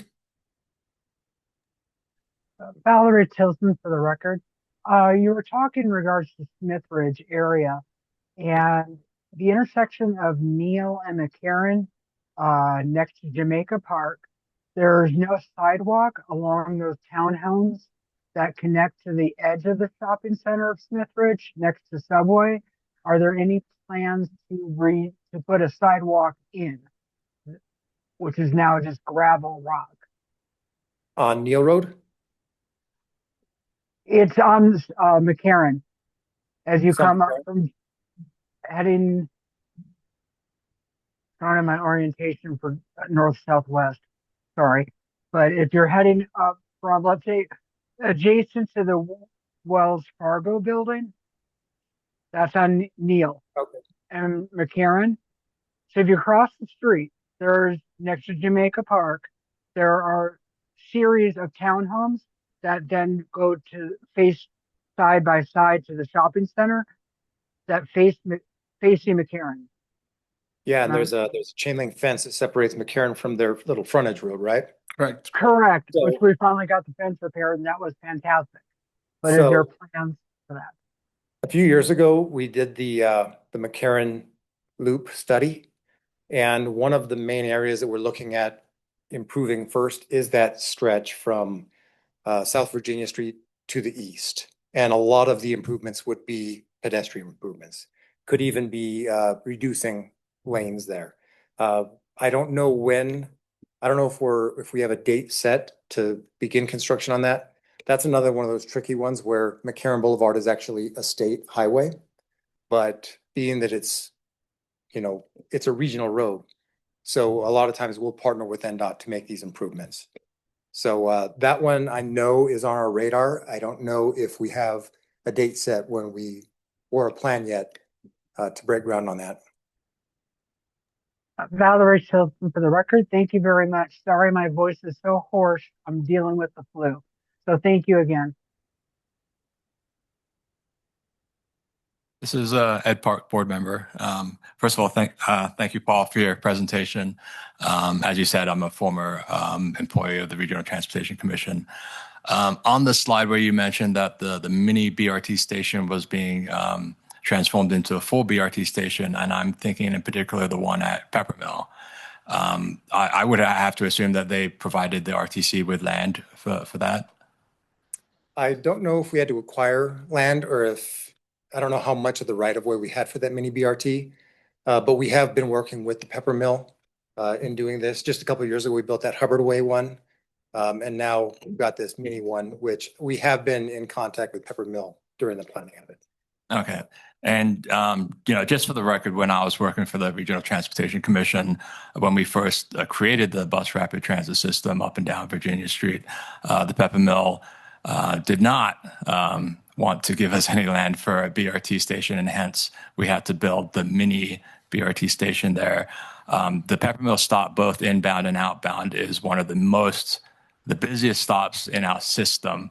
And I can imagine that when they saw the RTC build the northbound station, they realized just how busy and popular that stop is, and how, in my opinion, how very attractive that BRT station is. And it's a great promotion for Peppermill to have people be able to travel on transit BRT to their location and from their location. So I hope they have a change of mind, and they are very supportive of a BRT station either on or adjacent to their property.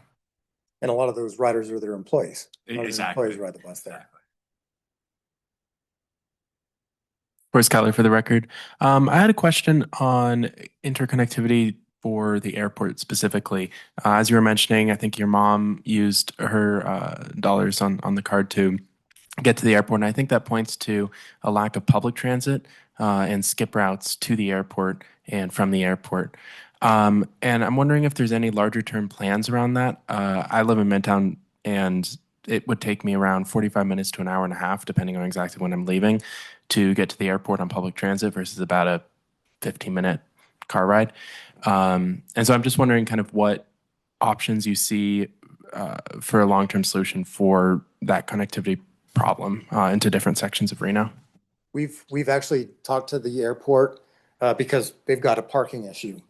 And one of the things that we found is that not a lot of people do take the bus to the airport. We used to have a bus line that would go through the airport, and there just wasn't enough demand.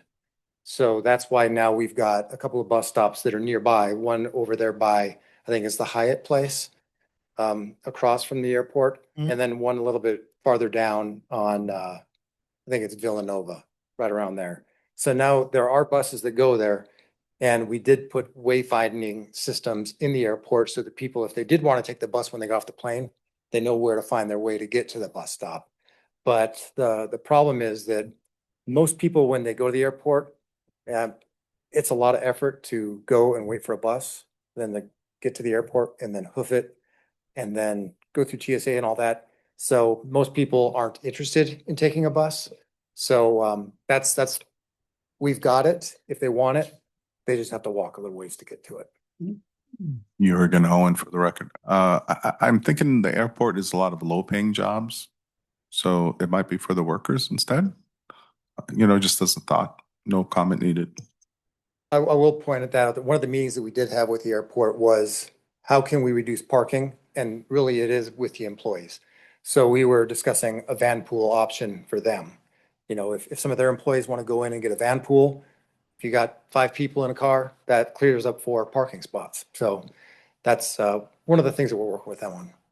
Or Forrest Keller, for the record. I think I just have a bit of a concern with the conclusion drawn by inadequate services and people not using those inadequate services to get to the airport, and then using that as a justification to not provide adequate services for public transit to the airport. I'm just wondering how you kind of connect the dots on that. It's a demand thing more than anything. Okay. So when we had the bus running through the airport, there were 2 things.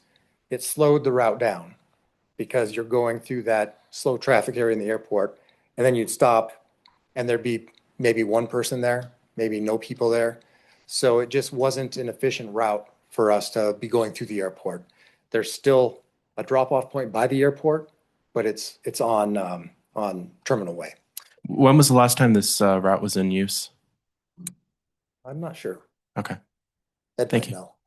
This is Ed Park, board member. Regarding that airport service, Reno's is a rather unique city in that we have a lot of large gaming hotels here, and they have free shuttles to the airport. So that was part of the consideration as to, first of all, why there wasn't as much ridership to the airport as other cities. But yeah, as Paul was saying, it was a very low ridership point at the bus stop, and with the speed limits around the airport, 50 miles an hour, really did slow down the buses.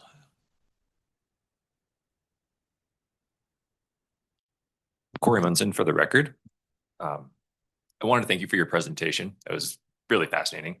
And thank you for all the work that you folks do. You guys, particularly the Youth Ride Free program and the program for seniors. I think those things are just really incredible. I wanted to ask about the Biggest Little Bike Network. Just explain a little bit more about what kind of infrastructure is imagined for this and what kind of a timetable would be in place, particularly for North Virginia, like north of the river.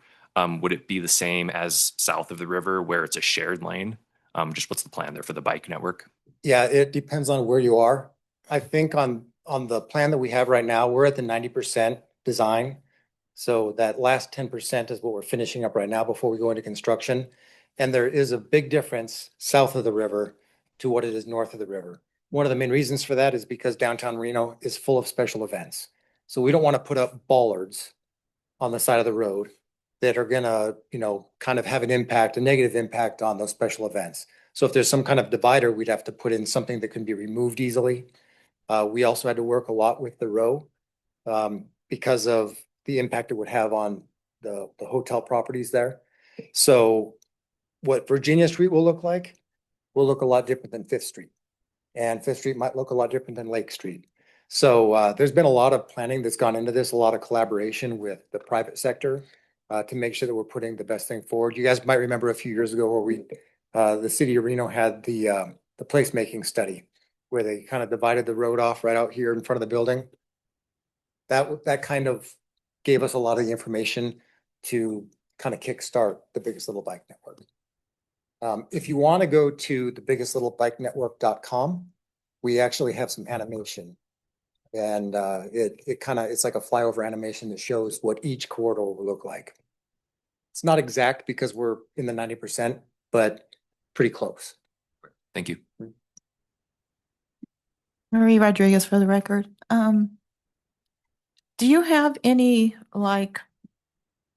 pamphlets or anything with the senior ride information? I end up having contact with the community a lot with my employment. And I have talked to some seniors that I've been in touch with about that program because I think I became familiar with it the last time you did a presentation for us. And sometimes they don't have this information, and a lot of them are not on the internet very much. So one, do they have to sign up online, or can they call to get information? Or where should I direct them if they're not very computer savvy and they want to use this program? Probably the best way is to go to our headquarters it's at 1105 Terminal Way. Yeah, That's where our customer service is. And I think you might have to go there in person anyway. I'm not positive on that one. Because you have to show identification and all that stuff and. proof. Okay, prior to going there, is there a number that they can call that I can direct them to? Or like I said, do you have any kind of information in printed form? We have printed information. I can't think of what the phone number is offhand. There is also on our website, you can find more information on it, rtcwashoe.com. And so the front page of our website is our transit. And then if you click on it, there's different options where you can look at, say Flex Ride or Taxi Bucks or Youth Ride, things like that. And that'll give them kind of, the kind of kickstart them to finding how to do it, phone number, Yeah.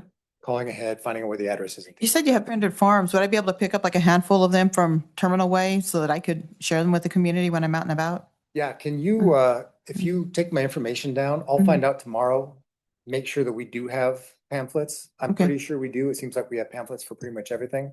Okay. But I don't want you to come down if we don't have them. Okay. So go ahead and if you want to email me or give me a call tomorrow and I can find out from customer service if we've got it. Okay, yeah, because I know there's seniors out there that could use this program and just are not aware of it. So I'd like to be able to share that with them. Thank you. Jurgen Hohen for the record. One thing, yeah, I find that this is not unique to the RTC. Generally, it's like it discriminates against seniors who don't know how to use phones. It's like, let's get some at least basic printed materials to the senior centers. That's my only comment. I found that my brother deals with fishing regulations, and he said they go, "Oh, look on your iPhone." Well, if you're a 90-year-old fisherman, you don't have an iPhone to look up 1,000 pages on a specific species and limits. So, thank you for continuing this, and thank you for having printed materials.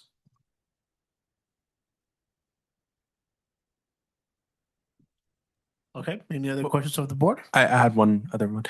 Forrest Kelly for record. First of all, sorry, I didn't mean to come off as really sharp in the last question. I hope I didn't. I was asking, I had a question on the choice of 5th Street for the bike network instead of 4th Street. It seems to me that 4th Street would have a lot more opportunities for people that would be on bikes with bars and restaurants and such. That would be kind of those stops where people aren't picking things up like groceries and such. So why was 5th Street chosen instead of 4th Street? So Fifth Street is really a prime street to do it on because right now it's a wider road than the capacity calls for. So you don't see the traffic volumes on that road to have a 4-lane road. So we don't have to acquire any right of way for it. We can reduce, we call it road diet. So we reduce the lanes on there and then we can just build the bike lanes right there. There's also less traffic to come into conflict with the bicycles. So if you put them on 4th Street, there's a lot more traffic. You don't necessarily want bikes there.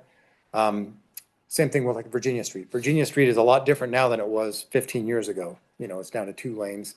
So that is, slower traffic, not as many cars. People are taking University Way and Center Street and Sierra Street. So that was one of the main reasons for 5th Street. Another one that I'll point out is a separate project that was originally part of the biggest little bike network, and that's 6th Street. 6th Street is a lot like 5th Street, where it's actually our most dangerous street. It's on our high injury network, and that's because it's too wide and cars just go way too fast on it. So we're gonna do the same thing. We're gonna reduce the lanes on that, put in bike lanes and wider sidewalks, really slow traffic down. And that's gonna go from Virginia Street all the way down to 4th Street, where it kind of curves and goes back to 4th Street. So that whole street is also gonna it's gonna tie into the biggest little bike network. But yeah, if you guys want to watch those videos, biggestlittlebikenetwork.com, they're pretty cool.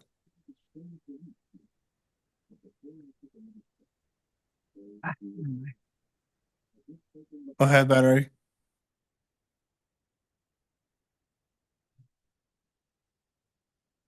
Okay. All right. Any other questions from the board? Can you still hear me? Yes. Okay, sorry. I was looking up the info on RTC website. They do have to go in person. So, member Rodriguez, Marie, they have to go in person to fill out the application for the Uber Uber ride program. There is a tab that is there, but I don't see a flyer. But if you want, I can stop by RTC tomorrow and pick it up if there is a flyer and send it to all the members. Sounds good. That'd be great. So I will give a call and find out all the info and forward it to the rest of the members. One thing I'll point out too with the when you sign up, you have to pick either taxi, Uber, or Lyft. You can't do all three. So if you sign up for Uber, that's what you're using. With Uber and Lyft, you have to have a credit card attached to it. And so once and then also your card, your Taxi Bucks card is attached to it. So once you use that $60, then it goes onto your credit card. Same thing as if you're traveling outside of Washoe County. You're not in Washoe County, you can't use the Taxi Bucks outside of the county, so it'll go on your credit card. So that's kind of how that works.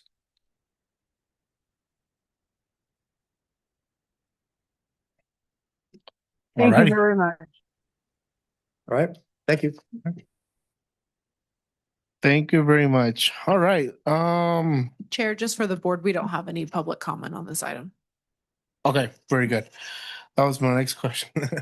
All right, so then let's move along to section D, board, commission, and committee member reports. And now Sorry, quickly, we had kept C2 on the agenda earlier. Oh yeah, sorry.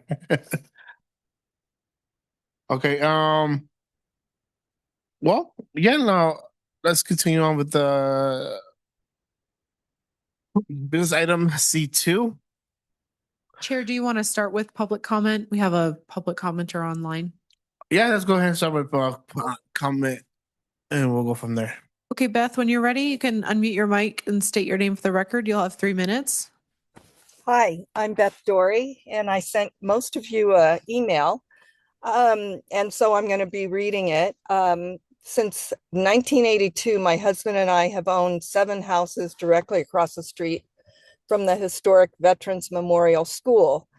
We were stunned when we found out just last month that Washoe County School District was planning to close the school in 2027, 10 years before the scheduled 2037 closure, according to the district's facility modernization plan.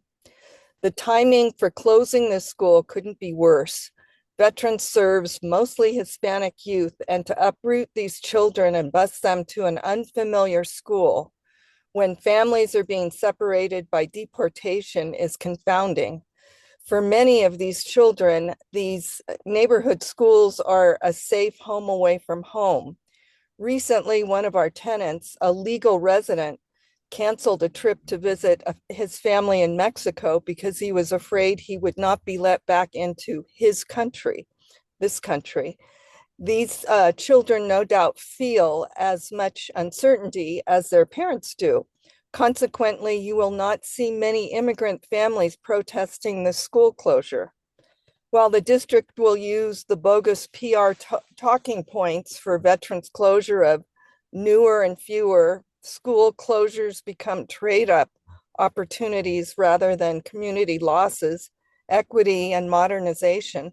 The bottom line is for this neighborhood, it is a community loss. The district had stated that veterans is in poor condition, and yet since 2021, taxpayers have spent over $3 million to upgrade this school. As a former Washoe County school teacher and a parent of a successful student, I can tell you that the facility has very little to do with the child's scholastic success. Veterans Memorial is listed on the National Historic Register and was designated or designed by noted architect Russell Mills, and is one of only 2 named schools in Nevada that honors our veterans. Washoe County School District is facing an $18 million deficit. And another concern is that the district will sell off part of the school grounds either to another public entity or to a private developer to help offset the shortfall.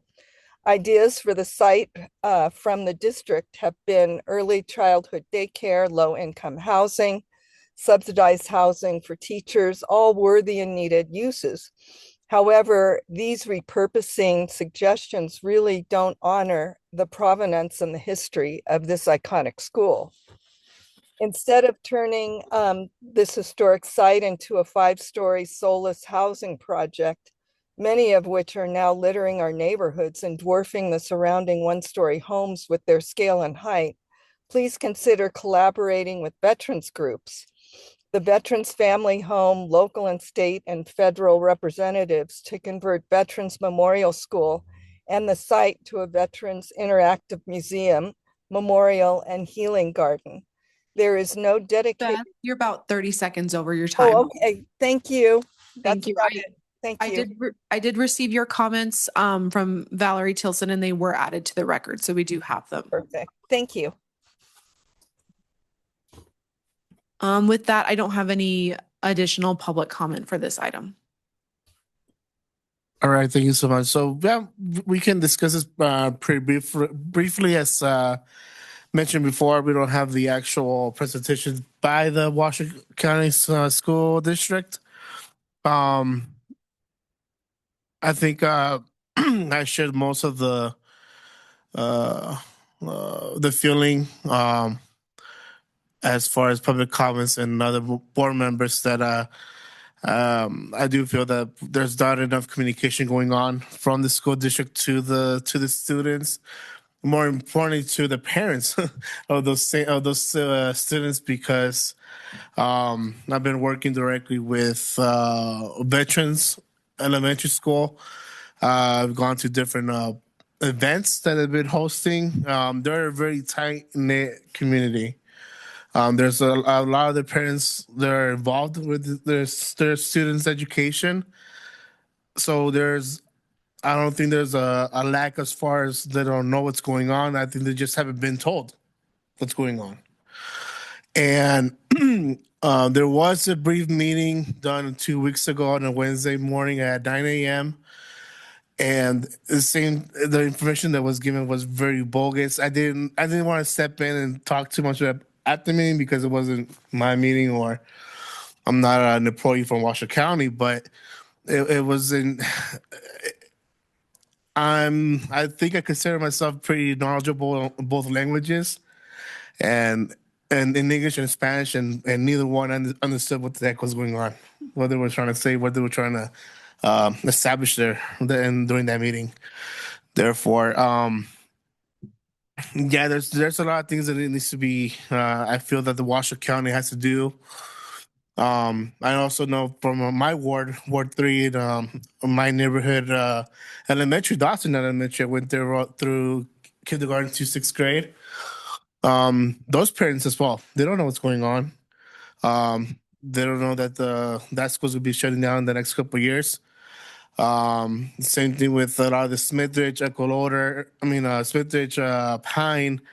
There's a lot of misconceptions about what's going to happen, and a lot of people know about Vaughn and getting a new school and getting a new building and stuff like that, but they don't know what the real purpose behind it is, because they're trying to condense more schools into that one facility. Therefore, I think I'm very irritated with the lack of communication from the school district. I'm not saying that they're doing it on purpose, or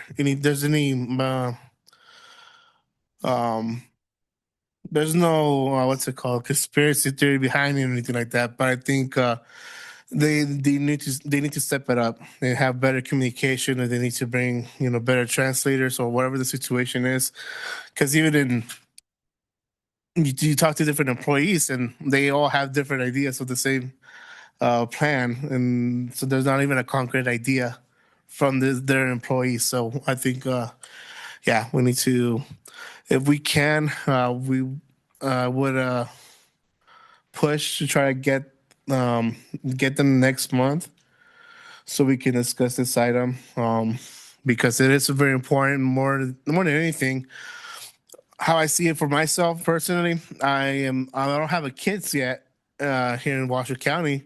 I don't have any kids yet, but at some point I will, and I want them to be part of a school district that actually cares about them, in their education. That's why I'm very focused and I'm very, behind what's going on because eventually it's going to affect my kids. Either they're going to be part of that the school district, or they'll be part of what's it called, those charter schools.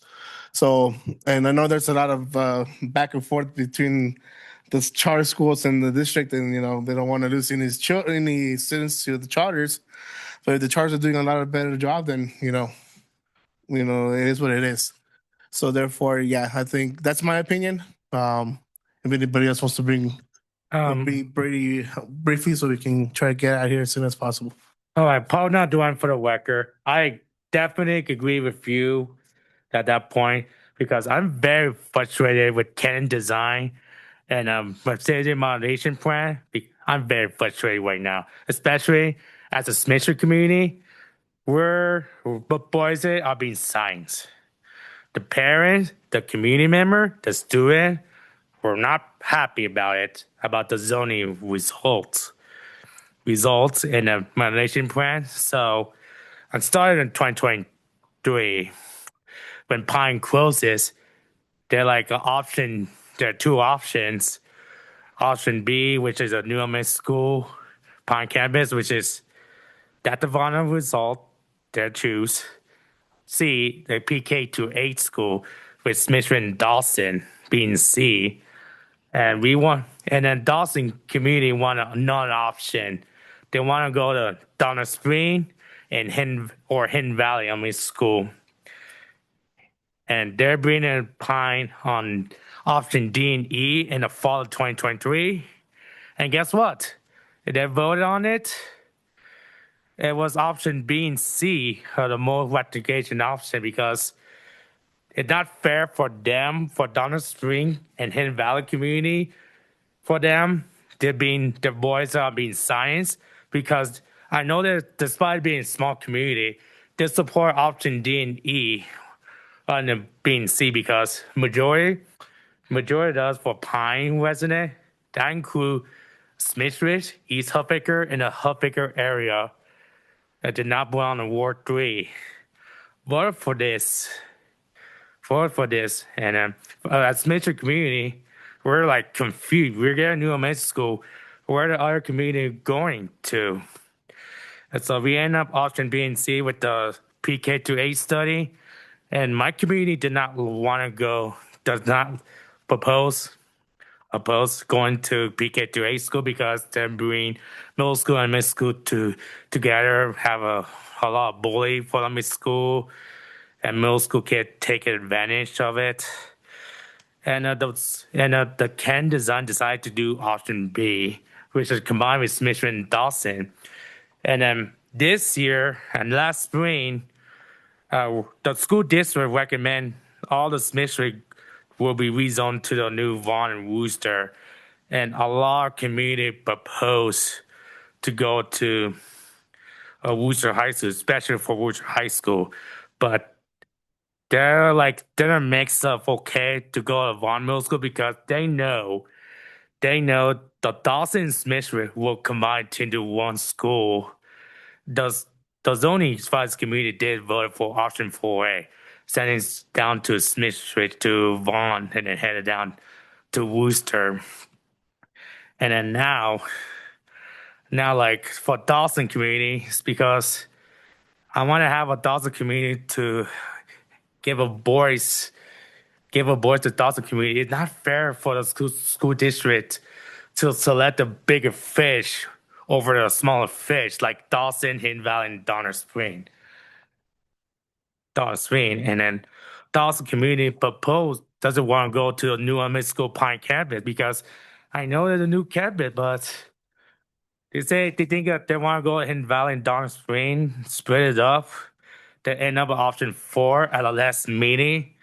We send 0 Dawson kid to the new elementary school Pine campus, but it's going to be mostly like all those Smith Ridge with people from Corbett and people from Donner Spring. So that's why I'm very frustrated with the communication, because if a Washington County school district communication does not step it up for the Lauder and Booth the all Central Reno community, and that they get very angry at it. If I were a school board member, I wanted to fire them and replace them with a new employee. So I'm very frustrated with the communication teams. Okay, thank you. Forrest Keller for the record. I'm sympathetic to some of the concerns around the school closing. However, I also want to point out that that is probably more relevant for the school district's meetings, and I don't know how relevant that is for our advisory board for the city of Reno. The only thing that seems to me that is relevant in our capacity is the redevelopment plans. And in that sense, I'm less sympathetic to the push against higher density housing for any potential redevelopment plans that would be down the line. I think especially as Reno's facing a housing crisis and cost of affordability issue on housing, I think it's important that we continue to increase density and build new housing for citizens. Thank you. Okay, anybody else? I disagree. Actually, I do think it's pretty relevant to the development topic, the school closing, not considering the housing development. But I think part of community development is what is happening in the community, and schools operate as a community center. And when those are removed, there's a breakdown in the community. It's less safe because it's less unified. And so I think that is a development issue and should be considered, and something that we should think about when I think we should continue this conversation when the school district is actually present and we can ask them some more questions. But yeah, I think the school closing is a development issue. It's pretty major. Okay, very good. Anybody else has nope. Alrighty. Okay. We'll close that item for now. Again, hopefully by pretty soon in the next couple of months, we can have a representative from the Washoe County School District to be present and be able to answer some of these questions and concerns we have from the public and as a NAP3 overall. Any other public comment do we have online or in person?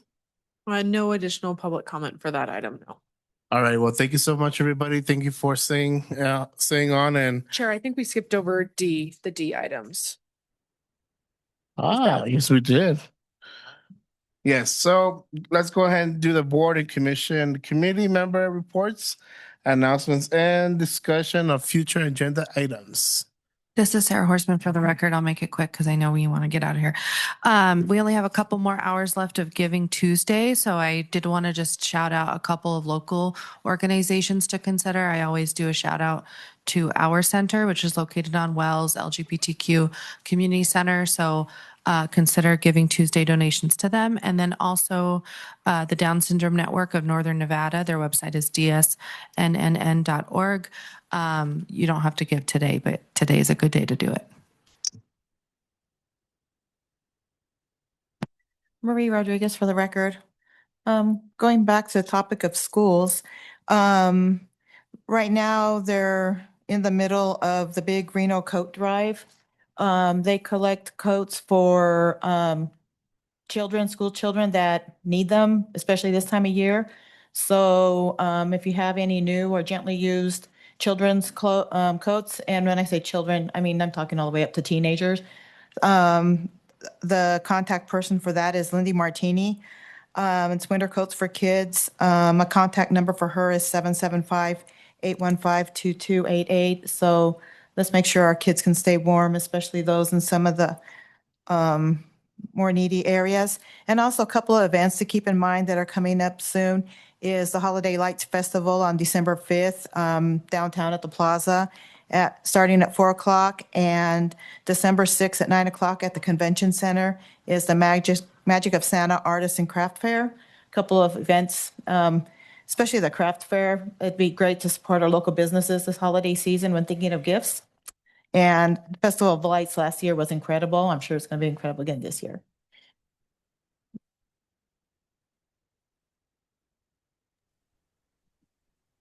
Valerie? Valerie Tilson for the record. Just wanted to let you know that I'm going to cover the topic of SNAP and donations to the food bank of Northern Nevada and Catholic Charities.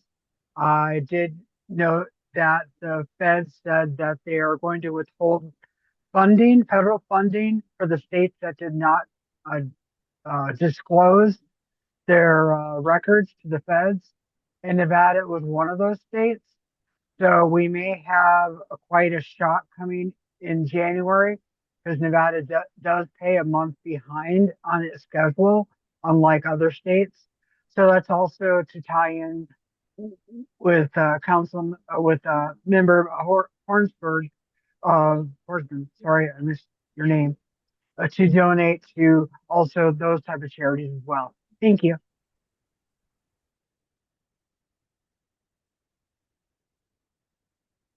Okay. Anybody else? I just have a future, Jorgen Hohen for the record. I just have a future item thing. Do you want me to list it now? Go ahead. Yeah, I'd like to,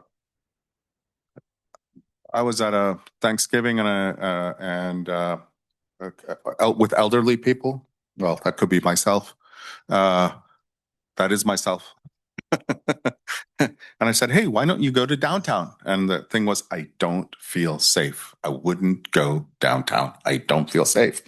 And so I would like to see if we can't talk to whoever permits for events like the 300 people that there's at the park. Is this being rezoned into a party event?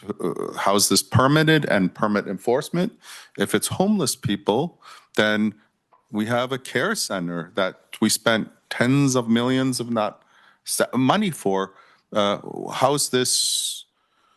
It's a safety issue for elderly at night. Go see a play. I flat out had no. I don't go. I don't feel safe. And it's like, oh, I can see that you're 80 years old. You don't want to be alone downtown. You don't feel safe. Got it. Why? Is this a permanent event or not? See the Parks Department and maybe they can come in, or what department issues permits for events that be 300 or have a 300 person event?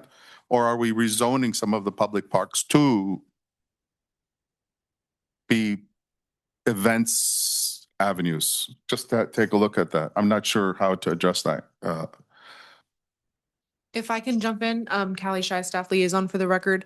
We do have our Ward 1 NAB next Monday on December 8th here in Chambers, and the Downtown Reno Partnership is planning to be here and give a presentation, so that might be a good opportunity to just come and listen. I'm not sure exactly what the specifics of their presentation will be, but they will be here on Monday, December 8th. As far as parks involvement with permitting events, they do also have an advisory board, the Parks and Recreation Advisory Board. That would be a great place to go, but we can look into getting some information on your concerns. All righty. Well, thank you so much, everybody. Thank you for a fantastic year. And hope everybody stays on for the next upcoming year, and we can continue working for our communities and make our ward a lot stronger and more effective. Do we have any public comment? I do not have any public comment. There's no one online, no one in chambers. Before we adjourn, just a reminder on those project review worksheets to either hand me the physical copies, send me an email. I'll follow up tomorrow morning with the online PDF version. But if you'd like to fill out the form online, I have a QR code and a link if you'd just like to fill out the form online. Okay. Thank you very much. And if there's no other items to discuss, then let's go ahead and adjourn the meeting. Could I get a motion to adjourn? This is Sarah Horseman. I motion to adjourn. Second. Forrest Keller seconding. All those in favor say aye. Aye. Anybody opposed? All right, let's skedaddle. Thank you, everybody.